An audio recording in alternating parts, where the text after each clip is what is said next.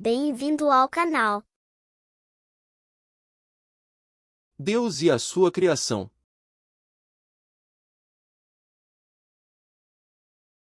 Deus se refere na Bíblia a um monstro chamado Behemoth. O que era? O livro de Jó refere-se ao Behemoth. Considere a descrição desse animal em Jó 46, 24.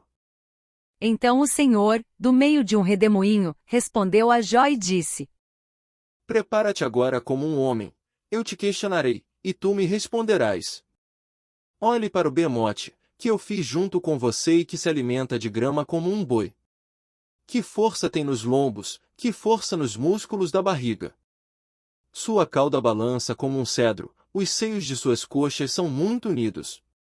Seus ossos são tubos de bronze. Seus membros como varas de ferro. Ele ocupa o primeiro lugar entre as obras de Deus, mas seu Criador pode se aproximar dele com sua espada. As colinas trazem-lhe os seus produtos, e todos os animais selvagens brincam nas proximidades. Sob as plantas de lótus encontra-se, escondido entre os juncos no pântano.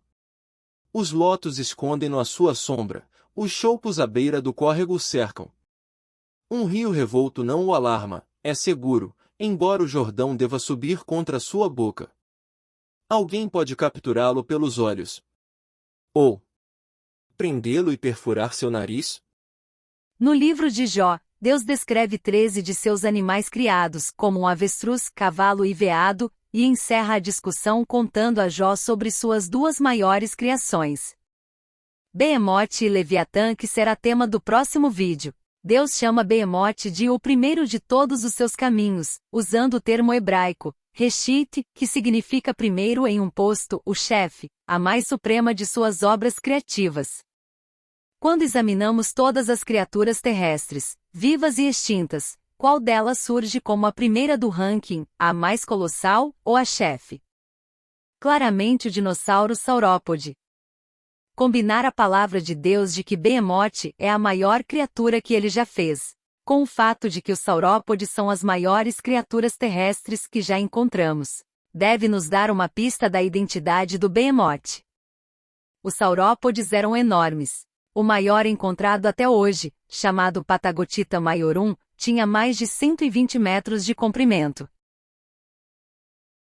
Com um peso de 76 toneladas, é uma maravilha que essas criaturas pudessem até andar. Os pescoços dos dinossauros saurópodes eram de longe os mais longos de qualquer animal, 6 vezes mais longos do que o da girafa. Estudos mais exaustivos revelaram que as vértebras da maioria dos saurópodes eram frequentemente 50 a 60% de ar em volume, com algumas chegando a 90%. Suas narinas eram apenas cerca de 2 vezes o tamanho das narinas de um cavalo. No livro de Jó, Deus descreve a dieta de Behemoth: comer grama como um boi. Em 2005, pesquisadores encontraram grama em coprólitos de saurópodes na Índia. Deus descreve a força do Behemoth em seus quadris, e o poder em seus músculos do estômago. Novamente, temos uma forte pista de que Behemoth era um dinossauro saurópode, porque embora muitos animais tenham quadris fortes e músculos estomacais, nenhum era tão forte ou central quanto certos saurópodes. A cauda do Behemoth também se assemelhava à dos saurópodes. Deus descreve que ele move sua cauda como um cedro, e segue afirmando: os seios de suas coxas estão bem amarrados. Os paleontólogos aprenderam com os locais de fixação muscular em seus ossos que a estrutura bem unida das coxas e quadris de Behemoth realmente fazia sua cauda balançar, de um lado para o outro a cada passo, assim como um cedro faz quando balança ao vento. Deus descreve seus ossos como vigas de bronze. A maioria das versões bíblicas traduz essa frase como tubos de bronze, conduítes de bronze ou tubos de latão. Isso coincide com o fato de que os saurópodes tinham os maiores ossos das pernas de qualquer animal, e eles são na verdade como tubos de metal, tendo um invólucro externo duro e medula esponjosa e veias no interior. Então Deus diz que suas costelas são como barras de ferro, ao contrário de grande parte do esqueleto do saurópode, que era esponjoso e cheio de ar para economizar peso, suas costelas eram totalmente ossificadas, elas eram feitas de osso sólido.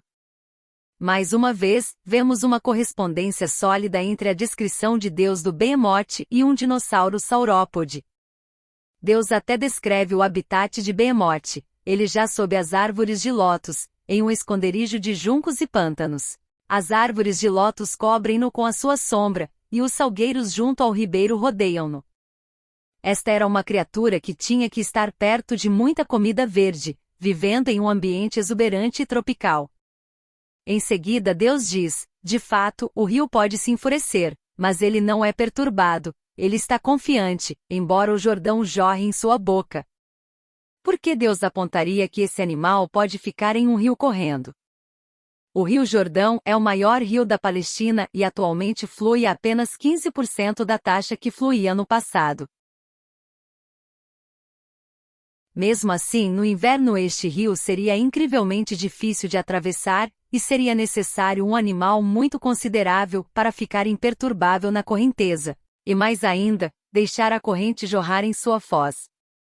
Criaturas desse tamanho e massa poderiam resistir a um rio revolto melhor do que qualquer outro. Mesmo com todas essas evidências, alguns dizem que Behemoth era apenas uma criatura mítica. Por que Deus tentaria mostrar seu incrível poder criativo descrevendo algo que nunca existiu? E por que Deus diria que Behemoth era o chefe de todas as suas criações depois de descrever 13 animais reais e ainda vivos na mesma passagem? Certas notas de rodapé da Bíblia afirmam que Behemoth era um hipopótamo, elefante ou crocodilo, mas estas não chegam perto de corresponder a todas as 14 características que Deus usou para descrever Behemoth. Deus diria a Jó para se preparar e contemplar o chefe de suas criações, apenas para mostrar um hipopótamo, um elefante?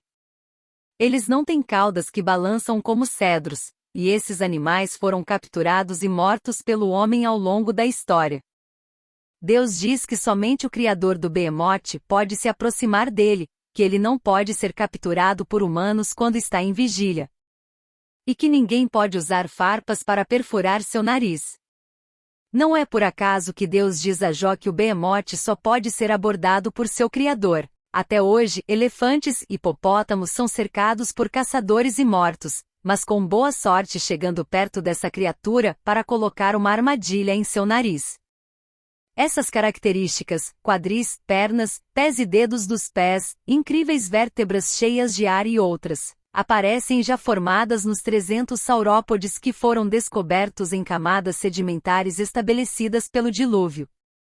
Se o próprio Deus criou esses animais e os colocou na terra, então não é de admirar que eles tivessem todos os aspectos de suas características essenciais de design já em vigor e totalmente integrados desde o início. E não a mentira que é nos contadas há anos pelos evolucionistas, de que a vida surgiu através de evoluções, refutando Deus como o único Criador. Tua grandeza está acima de toda expressão de louvor. Só tu és o Senhor. Fizeste os céus, e os mais altos céus, e tudo o que neles há. A terra e tudo o que nela existe, os mares e tudo o que neles existe. Tu deste vida a todos os seres, e os exércitos dos céus te adoram. Neemias 9, 61. Obrigado.